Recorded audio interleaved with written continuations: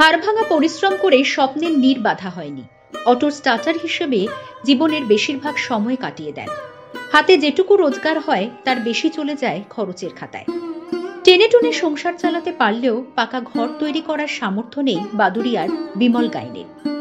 কোথা থেকে বাড়ি তৈরির টাকা আসবে এই নিয়ে ছিল তার জীবনে টানাপোড়েন।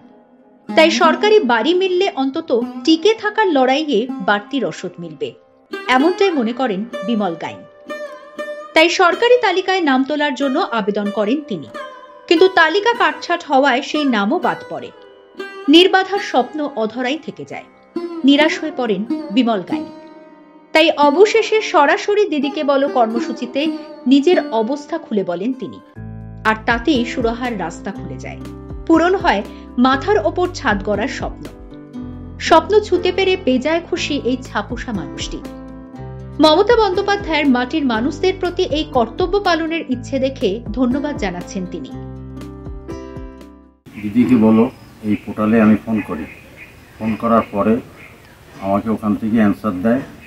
2-3 দিন ফোন করলাম, করার পরে ওখানকে আমার সমস্ত বায়োডাটা নেয়, নাম ধাম, পঞ্চায়েত, জেলা পরিষদ বা কোন জেলায় বসবাস করি, গ্রামের নাম, সবই ডিটেলস বায়োডাটা নেয়। নেওয়ার পরে আমাকে বলে যে তোমার বিডিও অফিস থেকে তোমার নাম যাবে। তারপরে বিডিও অফিস ফোন পাই, বিডিও অফিস বলে আপনার ইনকোয়ারি যাবে। বাদুড়িয়া ব্লকের মিলনী নয়া বস্তিয়া গ্রাম পঞ্চায়েতের মেদিয়া গ্রামের এই মানুষটি এখন বাড়ি পাওয়ার আশায় বুক বাঁধছেন। স্বামী স্ত্রী দুজনে টালির ঘরে থাকেন। বর্ষা পড়লেই জল পড়ে, ঝড় উঠলে জীবন তছনছ হওয়ার চিন্তায় ঘুম চলে যায়। অনেক সময় রাত জেগে বসে থাকতে হয়।